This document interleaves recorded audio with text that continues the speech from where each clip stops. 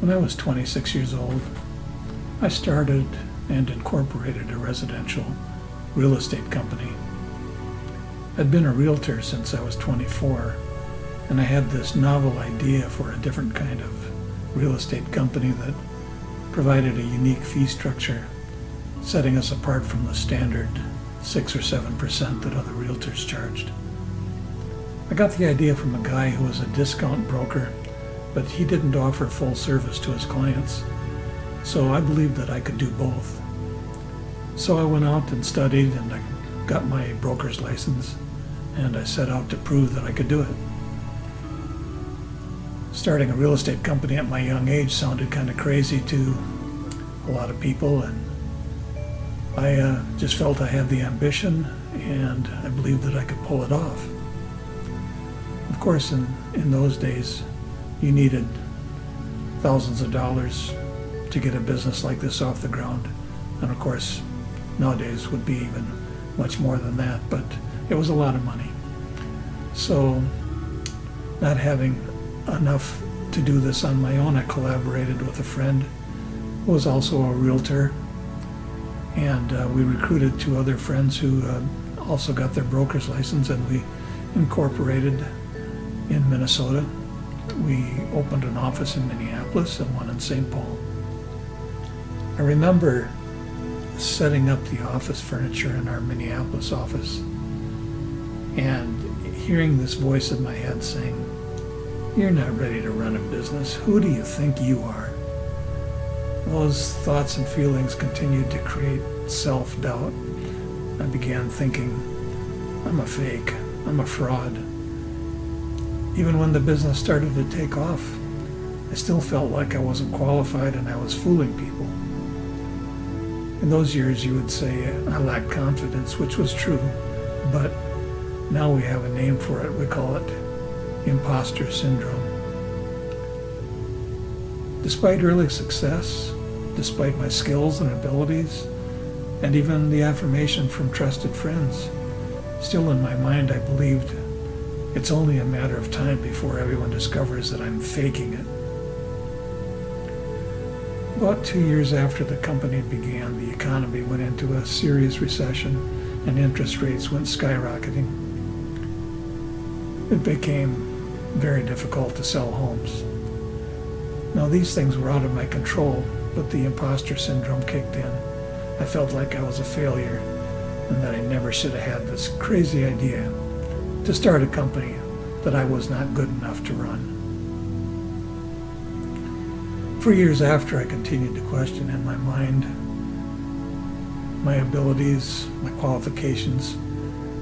Was I qualified to even pursue another serious venture?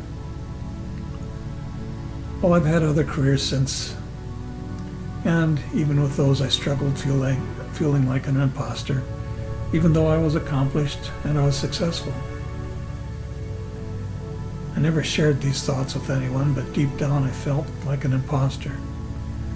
But in 2007, I began researching ways to eliminate limiting beliefs. I definitely had limiting beliefs, limiting my success, and they helped to feed that imposter syndrome. My research led me to clinical hypnotherapy.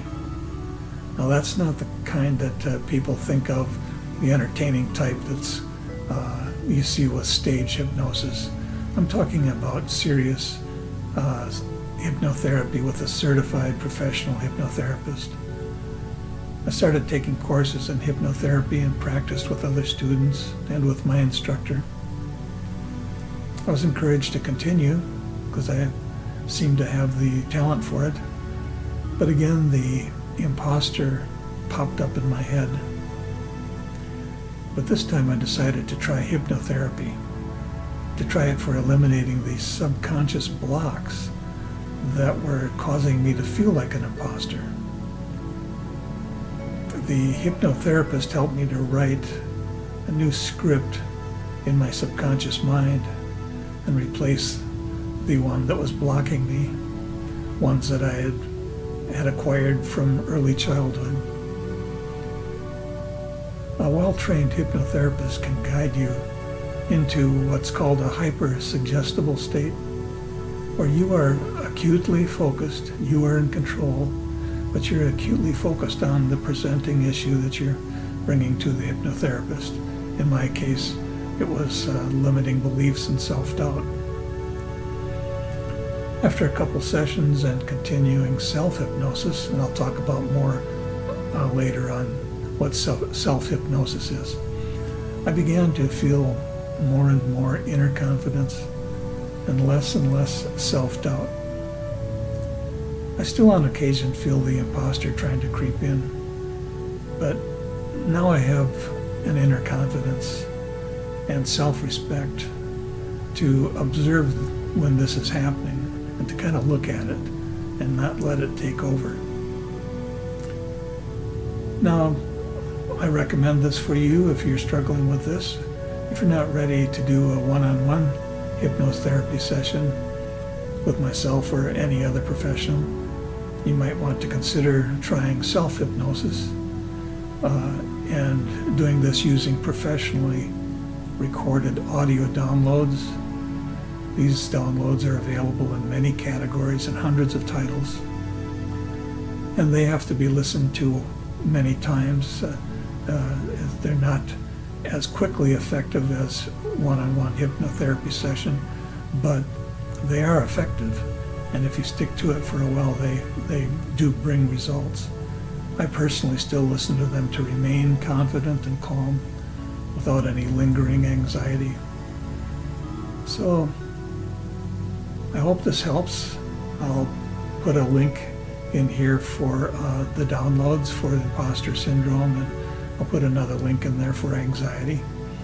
And hopefully that helps. And I'll talk to you soon.